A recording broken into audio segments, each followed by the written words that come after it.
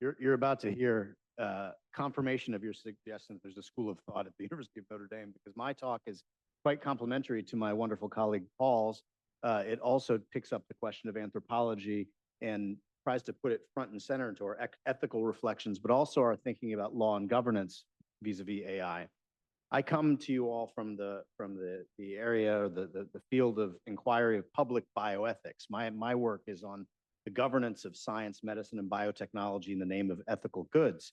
And there is an overlapping concern, risk, and framework that I think can be imported into our conversation today about AI, building on what my colleague Paul has said.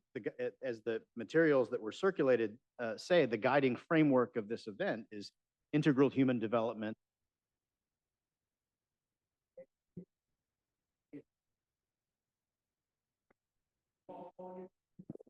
Oh, okay. Okay.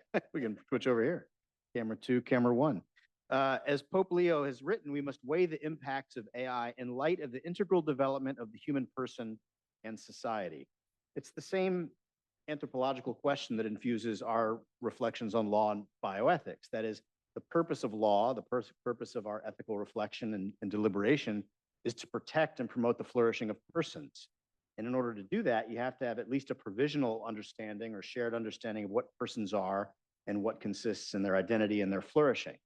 And I think there are unique risks. My colleague Paul underscored some important risks associated with AI, and I think they manifest themselves in the bioethical context also. And what I'm talking about is an anthropological mistake or confusion that closely tracks what sociologist Robert Bellah and philosopher Charles Taylor have referred to as expressive individualism.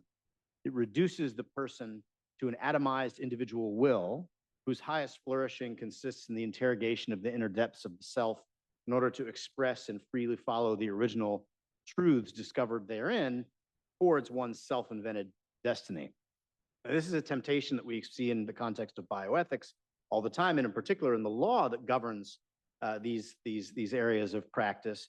You have to ask yourself what vision of the person and human identity and flourishing is animating and anchoring the legal principles and the ethical principles that anchor those. And this vision of the person as an atomized individual will runs through a lot of the problems that we have in public bioethics. And it's a unique temptation, it seems to me, in the conversation around AI, which is not my area of expertise, but it seems clear to me at least that when you are encountering the simulacrum of a disembodied intelligence that means to convince you that it's a kind of human intelligence without a body, it creates this temptation towards expressive individualism because it feeds into the notion that what the human being is merely a mind and a will. It is not an integrated psychophysical unity of mind and body, but instead it is a dualistically formulated mind and body, where the mind is really you and the body is merely an instrumentality to pursue the projects of your will. Expressive individualism understands human relationships as transactional, formed by agreements, promises, and consent for the mutual benefit of the parties involved. People thus encounter one another as, again, atomized wills. Now they can collaborate or they can overbear one another in a relationship of strife, but they're pursuing their own individual goals that come from inside. The only binding truth comes from the interior of the self, and there are no such thing as constitutive attachments or definitive relationships. People are not understood as embedded in social relationships as definitive of their identity, but rather merely enter into these kinds of relationships through the operation of consent to pursue their own individual projects. And when those projects cease to be mutually beneficial, those relationships break apart. And Robert Bellah found, not surprisingly, that this concept of expressive individualism, the self-understanding in this particular way, leads to the weakening of relationships, familial relationships, and a sense of alienation, a sense of dread, a sense of dislocation, because it's only a partially true account of who we are. We are, of course, wills and minds. That is a feature of our identity. We are particular. We do have freedom, and that's important, but that's not the only important thing about who we are and what we owe to each other. The fundamental mistake of expressive individualism is that it, to borrow a phrase from my colleague Alistair McIntyre, is forgetful of the body. That is, it doesn't take into account our embodiment as an essential aspect of our identity. We are embodied beings. We only encounter one another in and as bodies. We live, we die, we get sick, we're fragile, we're dependent because we are fragile bodies. We are bodies that get old, that get sick, that die, and that stands us, our embodiment stands us in a particular kind of relationship to one another, a relationship because of our vulnerability of mutual dependence.